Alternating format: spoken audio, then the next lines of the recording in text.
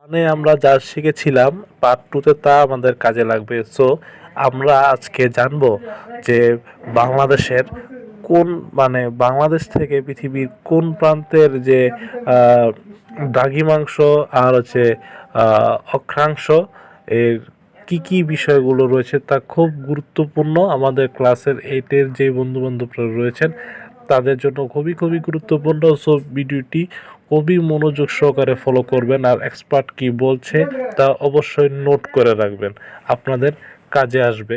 এবং আমার এই ভিডিওটি অবশ্যই শেয়ার করে দিবেন এবং আপনারা চ্যানেলটিকে সাবস্ক্রাইব করে রাখবেন যে এরকম কিছু শিক্ষণীয় বক্তব্য কিংবা ভিডিও আপনারা আমার মাধ্যমে পেতে পারেন। এখানে বাংলাদেশের অবস্থান দেখতে পাচ্ছি।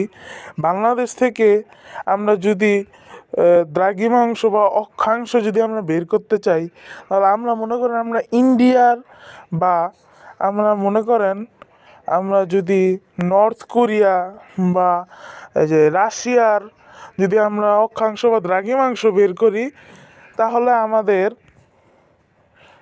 আমাদের কিন্তু গুগল ম্যাপসের প্রয়োজন হবে। আর যদি আপনারা চান হাতে আমরা যদি যে কোনো অংশের দ্রাঘিমাংশ বা রেখাংশ বের করতে চাই, তাহলে আমরা কিন্তু বের করতে পারি। জানতে হবে অক্ষাংশ কি, দ্রাঘিমাংশ কি। অক্ষাংশ বা বিষুব রেখা হচ্ছে এই যে দাগগুলো, এই আপনারা যে দেখতে পাচ্ছেন বিয়োগের মতো, এই যে লম্বা লম্বা দাগগুলো দেখতে পাচ্ছেন, এই যে লম্বাগুলো দাগগুলো, এগুলো হয় দ্রাঘিমাংশ।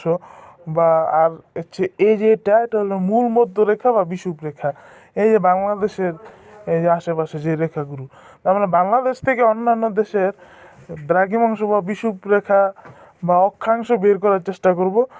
দেখা যাক কিভাবে গুগল ম্যাপসের মাধ্যমে আমরা এই যে অক্ষাংশ দ্রাঘিমাংশ বের করতে পারি বাংলাদেশ থেকে যে কোনো।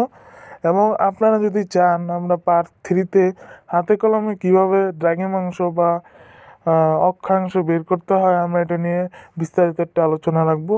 তো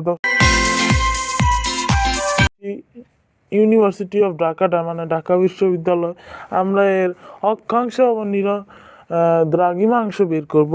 তো আমরা এই যে লাল চিহ্নটা দেখতে পাচ্ছি, এই লাল চিহ্নটাতে আপনাদের সুবিধার্থে আমি এখানে একটা চতুর্ভুজ দিয়ে দেখাতে চাচ্ছিলাম।